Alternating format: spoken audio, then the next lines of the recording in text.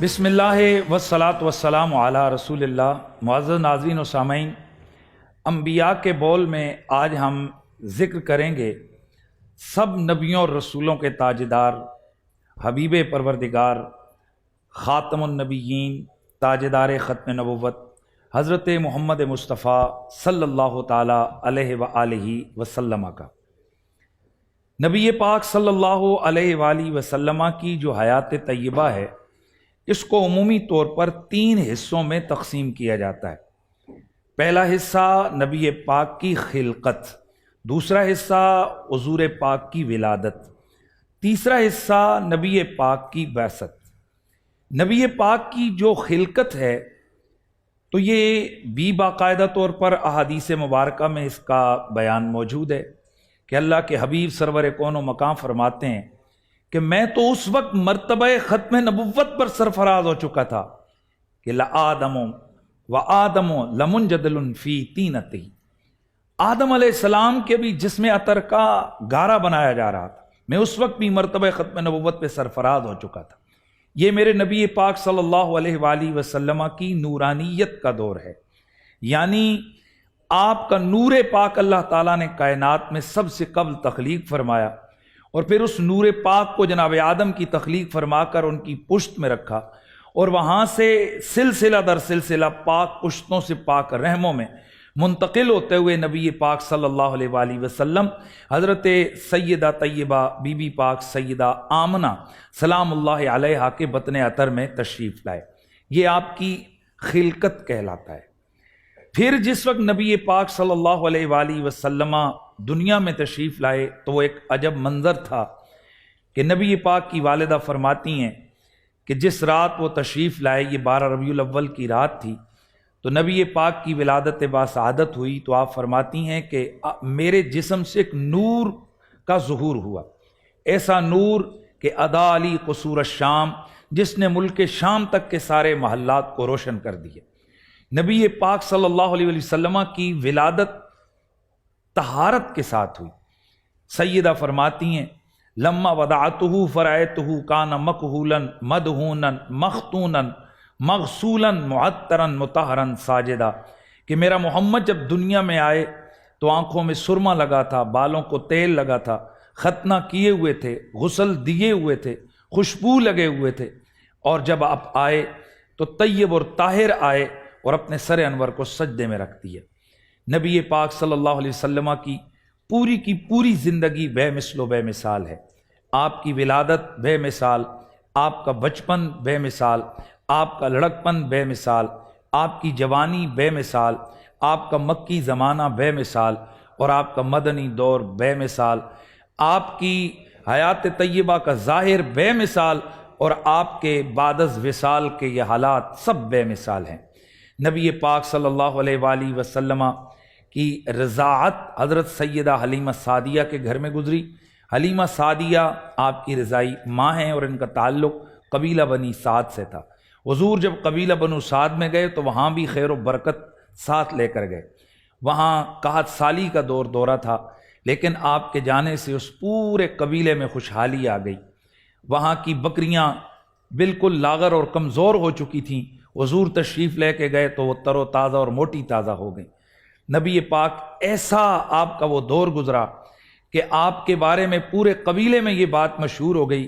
کہ یہ ہاشمیوں کا بچہ جب سے ہمارے علاقے میں آیا ہے خیر اور برکت لے کر آیا۔ نبی پاک صلی اللہ علیہ وسلم 2 یا 3 سال کی رضاعت کے بعد آپ جب واپس اپنی والدہ طیبہ سیدہ آمنہ کے پاس آئے تو کچھ عرصے کے بعد آپ کی والدہ ماجدہ کا انتقال ہو گیا۔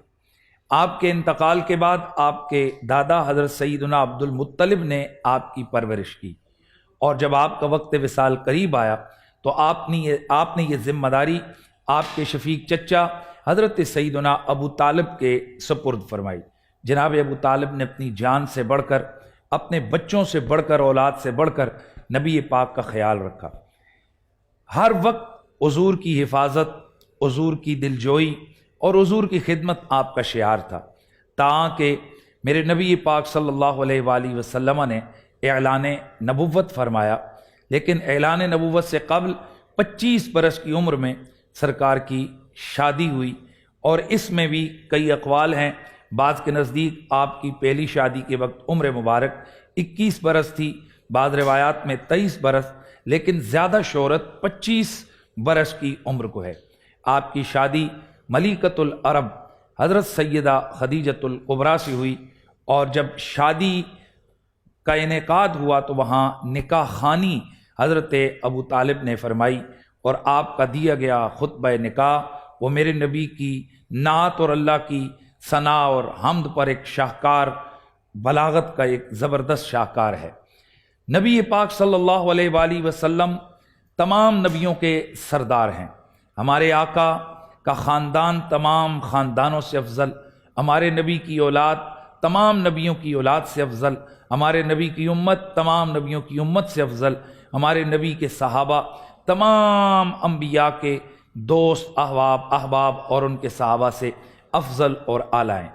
نبی پاک صلی اللہ علیہ وآلہ وسلم کو اللہ وحدہ لا شریک نے بے شمار معجزات عطا فرمائے، یہاں تک کہ اتنے معجزات حضور کو اللہ تعالیٰ نے عطا فرمائے کہ یہاں تک بات ہو گئی کہ گویا حضور سراپا معجزہ بن گئے۔ گویا کیا بلکہ یقیناً میرا نبی سراپا معجزہ ہے۔ ہر نبی کو ملا معجزہ ایک ہے، معجزہ بن کے آیا ہمارا نبی۔ نبی پاک کی زبان معجزہ، قلب معجزہ، دہن معجزہ، بدن معجزہ، بطن معجزہ، ذقن معجزہ، تکلم معجزہ، تبسم معجزہ، میرے نبی سرور کون و مکان کے یدین معجزہ، لب معجزہ، رجلین معجزہ، میرے نبی کا پسینہ معجزہ، میرے نبی کے بال معجزہ، الغرض میرا نبی سراپا معجزہ بن کے آیا۔ انبیاء کرام کو جتنے بھی اللہ تعالیٰ نے کمالات عطا فرمائے،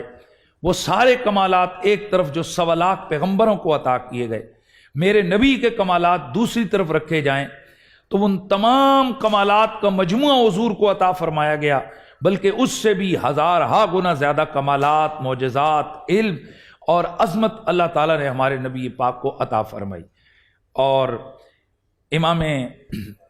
قسطلانی نے فرمایا، آپ فرماتے ہیں کہ اگر حضور کی شان کیا ہے، فرماتے ہیں کہ اگر ایک پلڑے پر 7 زمینیں رکھ دی جائیں، یعنی ایک ترازو رکھ کر آپ کی شانوں کو اگر جانچا اور تولا جائے تو ایک پلڑے پر 7 زمینیں رکھی جائیں، اسی پہ 7 آسمان رکھے جائیں، اسی پہ لوح و قلم عرش و کرسی کو رکھ دیا جائے، 1.25 لاکھ نبی بھی ادھر ہی ہوں، حتیٰ کہ تمام مخلوقات اس ایک پلڑے پہ ہو، اور دوسرے پلڑے پہ زہرا کے بابا، حسنین کے نانا، کل نبیوں کے سردار ہمارے آقا فخر موجودات صلی اللہ علیہ وآلہ وسلم کو رکھا جائے، اور جب ترازو کو تولا جائے، اٹھایا جائے تو پلڑا ہمارے نبی کا بھاری ہوگا، کیونکہ ساری کائنات، اللہ کی ساری مخلوق ایک طرف، ہمارے آقا دوسری طرف، ہمارے نبی کا مقابلہ کوئی بھی نہیں کر سکتا۔ حضور پاک کو اللہ تعالیٰ نے معجزات بھی عطا فرمائے، اور ساتھ ساتھ کچھ تو وہ معجزات ہیں جو دیگر انبیاء کو بھی ملے، لیکن دیگر انبیاء کے معجزات سے بڑھ کر اللہ نے وہ معجزے کا رنگ حضور کو عطا فرمایا، یعنی ان معجزوں کی تکمیل آپ سمجھیے، اور بدرجہ اتم اللہ نے حضور کو دیا، اور اس کے ساتھ ساتھ کچھ ایسے خواص اللہ تعالیٰ نے ہمارے نبی پاک کو عطا فرمائے کہ جو کسی بھی پیغمبر کے حصے میں نہیں آئے۔ آپ دیکھیے نبی پاک صلی اللہ علیہ وآلہ وسلم، آپ علم میں تمام نبیوں میں سے سب سے بڑھ کر عالم ہیں۔ حضرت آدم علیہ السلام کا بڑا علم تھا کہ جس کی وجہ سے فرشتوں نے آپ کو سجدہ کیا، لیکن سارے انبیاء کا علم ایک طرف رکھا جائے، ان تمام انبیاء کا علم ہمارے نبی کے علم کے مقابلے میں اس طرح بھی نہیں ہے جیسے 7 سمندروں کے مقابلے میں ایک قطرے کی حیثیت ہوتی ہے۔ وَكُلُّهُم مِّن رَّسُولِ اللَّهِ مُلْتَمِسٌ غَرْفًا مِّنَ الْبَحْرِ وَرَشْفًا مِّنَ الدِّيَمِ فَاقَ النَّبِيِّينَ فِي خَلْقٍ وَفِي خُلُقٍ وَلَمْ يُدَانُوهُ فِي عِلْمٍ وَلَا كَرَمٍ۔ اپنا خیال رکھیے گا، ہمارا وقت آج مکمل ہوا، انشاءاللہ کل یہیں سے آگے ہم نبی پاک صلی اللہ علیہ وسلم کے خواص کو، آپ کے خاصوں کو بیان کریں گے کہ حضور کو اللہ تعالیٰ نے کیا معجزات اور کیا کیا خاصے عطا فرمائے۔ اپنا خیال رکھیے گا۔